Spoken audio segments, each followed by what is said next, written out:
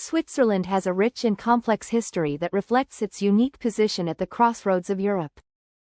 Its development from a loose confederation of independent states into a modern, neutral democracy is marked by centuries of conflict, diplomacy, and innovation. Below is an overview of Switzerland's key historical periods. Prehistory and early history. Prehistoric Switzerland. Switzerland was inhabited by Celtic tribes during the Iron Age, most notably the Helvetii, after whom the country is named. Confederatio Helvetica is Switzerland's Latin name. Evidence of prehistoric settlements, such as lakeside villages, dates back to 3000 BC. Roman Switzerland, 58 BC to 400 AD. In 58 BC, the Roman general Julius Caesar defeated the Helvetii tribe, and Switzerland became part of the Roman Empire. The Romans built cities such as Aventicum, modern-day Avanches, and Augusta Raurica, and established road networks, trade routes, and fortified borders in what is now Switzerland. Roman influence persisted until the empire's decline around 400 AD. Migration period, 400–800 AD. After the fall of the Roman Empire, the region was overrun by Germanic tribes, most notably the Alemanni in the north and the Burgundians in the west. Switzerland eventually became part of the Frankish Empire under Charlemagne in the 8th century. Medieval Switzerland. Formation of the Old Swiss Confederacy, 1291. The foundation of Switzerland's identity can be traced back to 1291, when 3 cantons, Uri, Schwyz, and Unterwalden, formed a defensive alliance to protect themselves from external powers, particularly the Habsburgs of Austria. This date is regarded as the birth of the Swiss Confederation, and August 1st is celebrated as Switzerland's National Day. Expansion of the Confederacy, 14th–15th centuries. Over the next 2 centuries, more regions joined the alliance. The Confederation won key military victories, most notably at the Battle of Morgarten, 1315, and Battle of Sempach, 1386, both against the Habsburgs. These victories secured the independence of the Confederation, and by 1513, the Swiss Confederacy consisted of 13 cantons. Swiss mercenaries. During the Middle Ages, Swiss soldiers gained a reputation for their military prowess. Swiss mercenaries were highly sought after by European powers, with the most famous legacy being the Swiss Guard, which still serves as the official guards of the Vatican. Reformation and religious conflict, 16th century. Protestant Reformation. In the 16th century, Switzerland became a key battleground in the Protestant Reformation. Figures like Ulrich Zwingli in Zurich and John Calvin in Geneva led the movement, causing a divide between Protestant and Catholic cantons. Geneva, under Calvin, became a center of Protestant thought and theocratic governance. Capel Wars. The religious divide led to the Capel Wars, 1529–1531, brief civil wars between Protestant and Catholic cantons. While the conflicts ended with a treaty allowing each canton to choose its religion, religious tensions persisted throughout Swiss history. The early modern period. Swiss neutrality, 17th century, the 30 Years' War, 1618–1648, which devastated much of Europe, had relatively little impact on Switzerland. The Swiss maintained a policy of neutrality, which was formalized by the Peace of Westphalia in 1648, when Switzerland was officially recognized as an independent, neutral nation, free from the Holy Roman Empire. Economic growth and stability. Switzerland experienced significant economic growth during the early modern period, particularly through trade, banking, and the export of goods such as cheese, textiles, and watches. The Swiss banking tradition began during this period and later became a hallmark of the nation's economy. Napoleonic era and the Helvetic Republic, 1798–1815.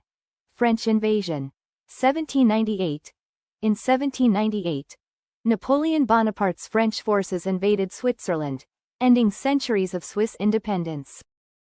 Switzerland was transformed into the Helvetic Republic, a centralized state modeled after revolutionary France. This period was marked by internal strife and civil unrest, as the Swiss were deeply divided over the new government. Restoration and neutrality, 1815. After Napoleon's defeat, the Congress of Vienna in 1815 restored Switzerland's independence and recognized its permanent neutrality. The old confederation was revived, but with a more modern federal structure.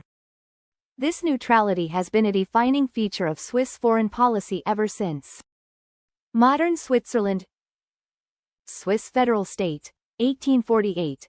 The mid-19th century saw growing tensions between conservative, Catholic rural cantons and liberal, Protestant urban ones.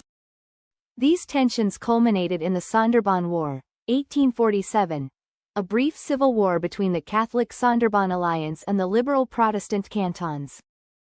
The victory of the liberals led to the drafting of a new federal constitution in 1848, creating a centralized federal state while still preserving considerable autonomy for the cantons.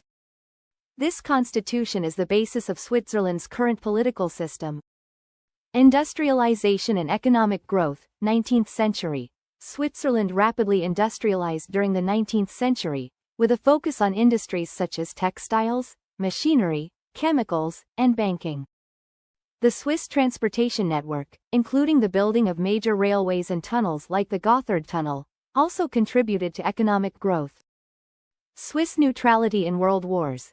Switzerland maintained its neutrality during both World War I and World War II. During World War II, it was surrounded by Axis powers, and while Switzerland defended its borders and airspace, it also controversially maintained economic relations with Nazi Germany, which has been a subject of historical debate. Post-World War II Switzerland. Economic success. After World War II, Switzerland emerged largely unscathed and continued to grow as a major global financial hub. Swiss banking and finance, renowned for their secrecy laws, attracted significant international capital, further boosting the country's wealth. International organizations. Switzerland became home to numerous international organizations, including the International Red Cross, founded in Geneva in 1863, and the European headquarters of the United Nations in Geneva, despite Switzerland not joining the UN until 2002. Direct democracy. Switzerland's political system is famous for its direct democracy, where citizens regularly vote in referendums on various national, cantonal, and local issues. The political system is decentralized, with a significant degree of power retained by the cantons. Swiss relations with the European Union. Switzerland is not a member of the European Union, having rejected membership in several referendums. However, it maintains close economic ties with the EU through a series of bilateral agreements, allowing it to access the European single market without full membership. Contemporary Switzerland. Multiculturalism and immigration. Switzerland is a multilingual country, with 4 official languages: German, French, Italian, and Romansh. In recent decades, it has become more multicultural due to immigration, which has sparked debates on national identity, immigration policies, and integration. Neutrality and global influence. Switzerland continues to play an important role in global diplomacy, hosting international peace negotiations and organizations. Its neutrality allows it to act as a mediator in global conflicts, while also maintaining a strong economy through trade and finance. Conclusion. Switzerland's history is shaped by its strategic location, natural barriers, and the desire of its people to maintain independence and neutrality. From a loose confederation of cantons to a modern, prosperous, and politically stable nation, Switzerland's history reflects a balance between maintaining tradition and adapting to change. Its principles of neutrality, direct democracy, and federalism have made it a unique and influential player in global affairs.